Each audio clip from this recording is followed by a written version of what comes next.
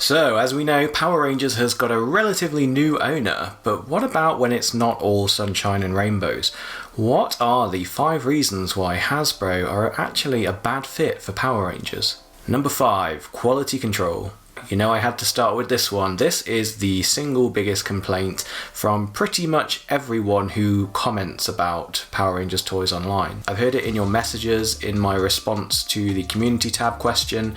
This just comes up again and again repeatedly. And to be honest, I've definitely found it as well. If you used to think Bandai's quality control was bad, then you'll probably think that Hasbro's is terrible. I don't get why they're like this. I don't get why me and very many others complaining quite regularly are unable to get through to them. Yes, customer service are great and they're usually quite happy to swap out figures so you get another roll of the dice. But again, even the replacement that you receive might not be perfect. And the problem at heart is that they're just not doing anything about it at the source. Whichever of their manufacturing plants or factories are running the show for Power Rangers, they really need to address it. I am noticing different countries of origin on different Power Rangers products, so it's not relative to just one place. But certainly the biggest offender has been the Lightning Collection figures. Every product seems to have some level of QC issue.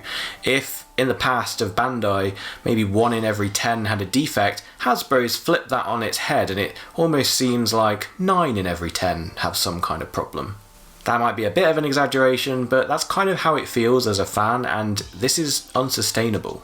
You only need to take a look online at product reviews, forum posts, other video reviews to get a sense of just how much anger there is out there about the quality control problem. I myself seem to have a frequent nightmare with most of the things that I order, and obviously ordering online is these days the commonplace way to get these things, so you're kind of ordering blind. I recently drove out to a much further away Smith's Toys that had multiple Dino Charge black figures in stock, despite the fact that I could actually buy it online, because it meant that I had a pick of 6 and I knew that I could choose the one that I was happiest with. What is it? What is the issue here?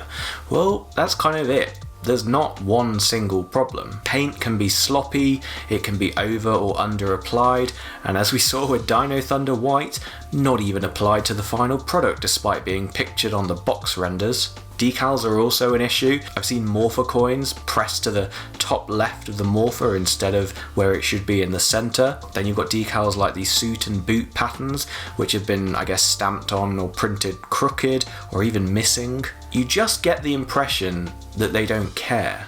And obviously we care because we're the ones buying it, and so it's causing this disconnect. It's actually genuinely quite stressful whenever something arrives. Even more so as they pivot towards these closed box styles. When you don't know how badly you're going to get burned by what's in the box, it really changes the dialogue from good enough to how much is this going to hurt? Like, I don't know about you, but when I pay the money for something, I intend to keep it. And it's just not nice when day one of a product, you're already not happy about it. Number 4, inconsistent teammates. So in an even more extreme version of Bandai's legacy figures, Hasbro's Lightning Collection figure waves are an anthology series. They'll give you 4 random Rangers from the entire history of the franchise. Now there's definitely a pattern to it in that we've gotten 1 Mighty Morphin with each wave, and it looks like they're starting to get us through Zeo as well. They definitely favour certain seasons more than others. Now Bandai definitely burnt through Mighty Morphin far quicker than they needed to. They gave us all of them within the first 3 waves,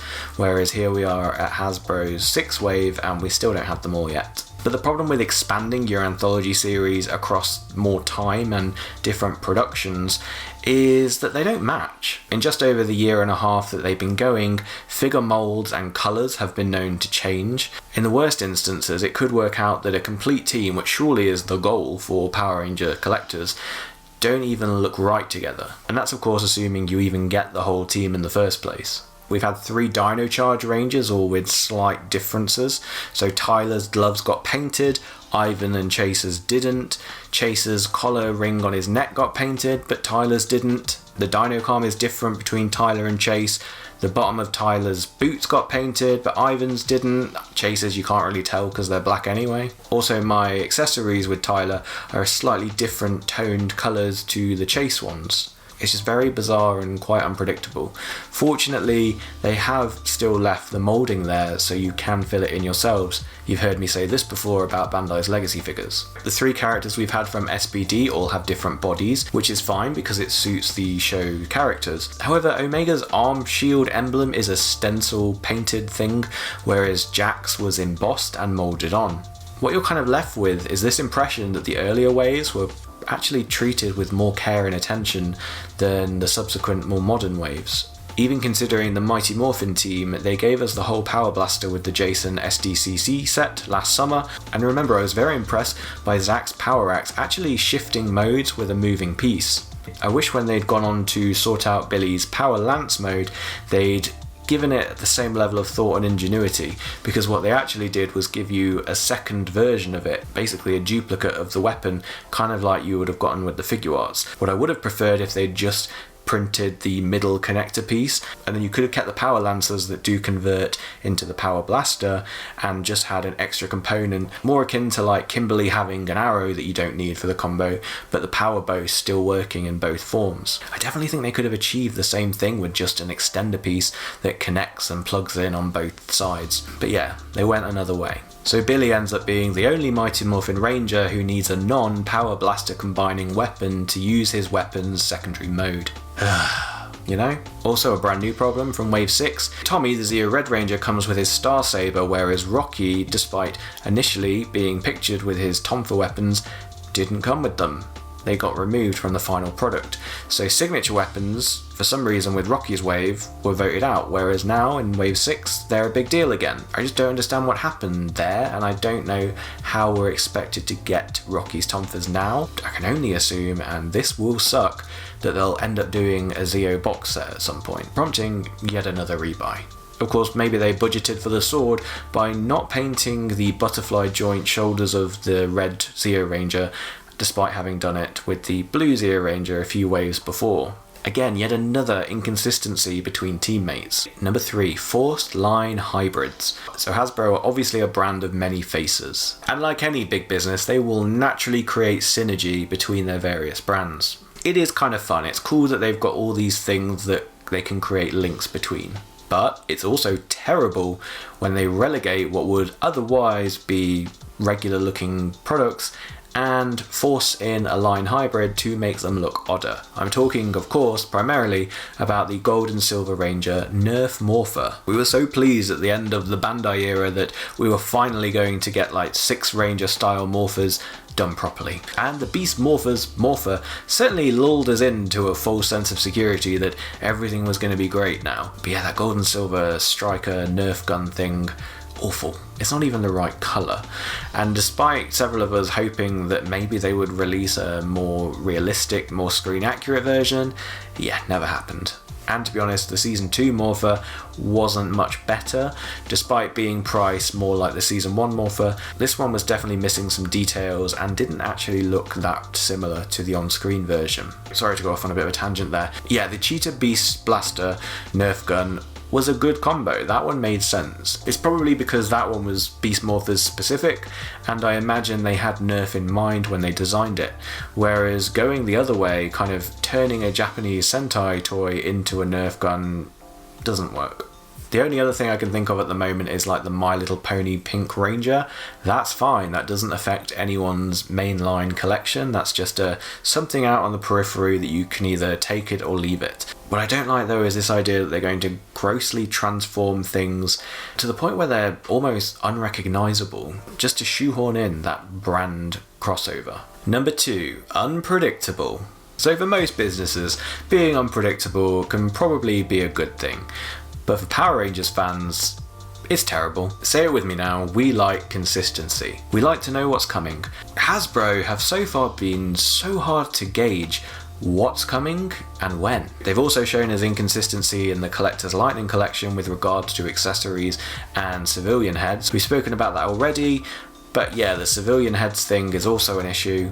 It seems like they only include everything when they're trying to beat a previous release, be it a Bandai Legacy figure or an SH figure art. So those releases seem to receive a bit more care and attention and accessories. Those though that were never released outside of the basic line in any collector's incarnation don't seem to have quite as much going for them. Then there's the continued saga of female figures. With Bandai, at least for most of the Legacy run, we knew we'd get at least one female figure per wave. With Hasbro though, looking only at the main waves, out of 6 waves of 24 figures, we've only actually had 4 females and only 3 of them had civilian heads. The recent Psycho Ranger box set finally found a way of getting us the female Psycho Ranger figures, a feat that Bandai could never quite manage. But we already had to rebuy 2 of Hasbro's Psycho Ranger figures to do it. I don't know about you guys, but I really don't want to have to keep rebuying individually carded figures I've already got just to complete the team's females.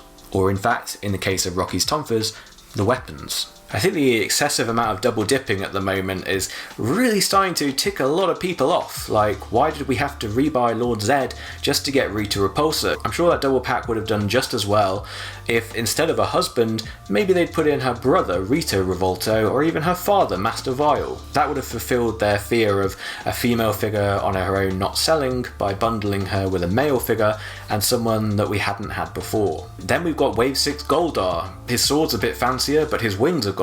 What's the point of him? Of course, we're still waiting on the regular release Green Ranger. You kind of can't help but feel bad for those that bought the Fighting Spirit one with the single putty, because they might as well have just waited for the putty 2-pack and the proper screen accurate Green Ranger.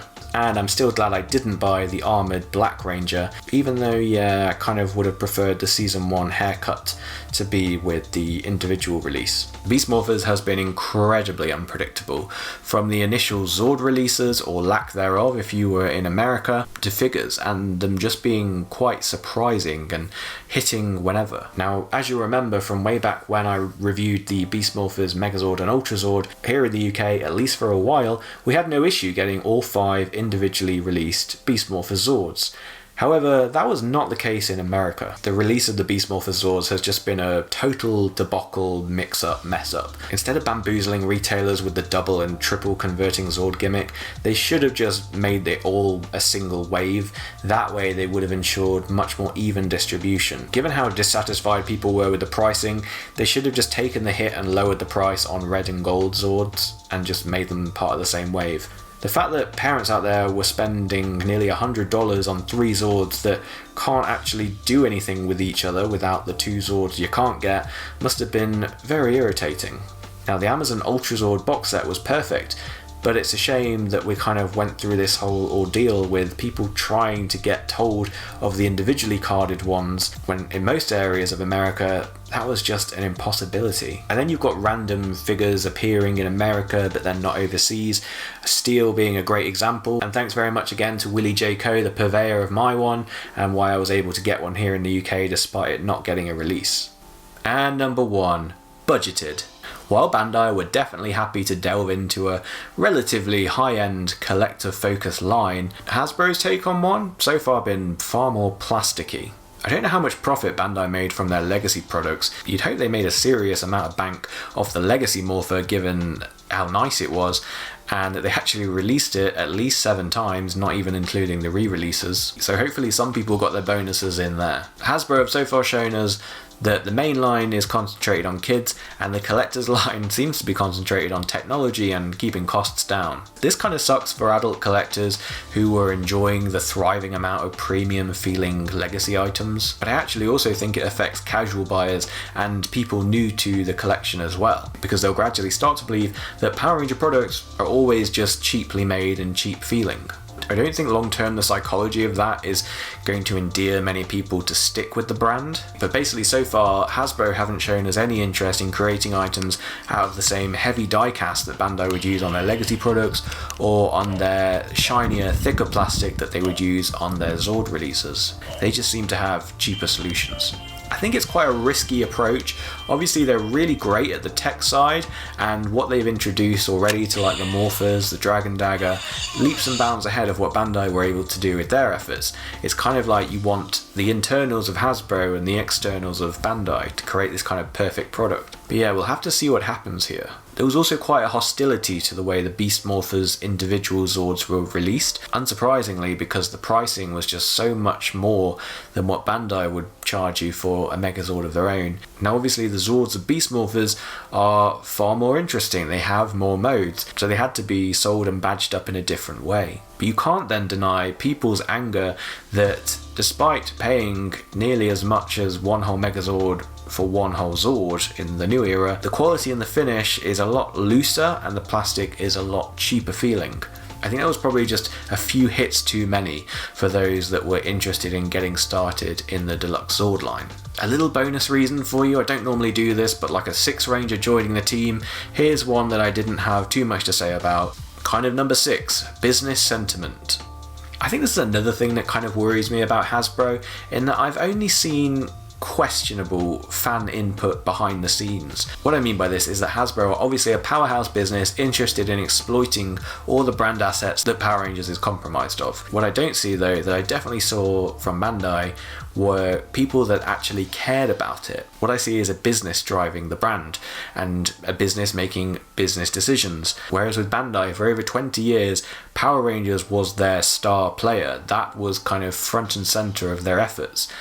Whereas for Hasbro, Power Rangers have gone from the big fish in the little pond to little fish in a big pond of other brands. If Hasbro don't get the results they're looking for from Power Rangers, presumably in a certain set amount of time, I can see them kind of icing the brand or putting less care and attention to it, even less than we're currently getting. In just over a year and a half, they really have hammered us in releases. I spoke about that on my flip video, why Hasbro are a good fit for Power Rangers. If they carry on at this pace, they'll outdo what Bandai did in 5 years in like 3 years of their own. But yeah, that business sentiment thing makes me a little nervous. So guys, thanks again for all your input on this one. I hope that was an accurate kind of impression of the lay of the land for right now and what the kind of big issues are, at least in the eyes of Power Rangers fans. Do let us know in the comments if you can think of anything else that maybe wasn't covered here. And remember, it's not all doom and gloom. You can watch the 5 reasons why Hasbro are a good fit for Power Rangers as well. I hope you've enjoyed this one. My Delta Megazord retro review is coming next for those of you that like to hear me talking about toys, and for when you want me to let the toys speak for themselves, follow me over on Instagram at PowerRangergram. That's it then for today. Thanks for watching and see you later.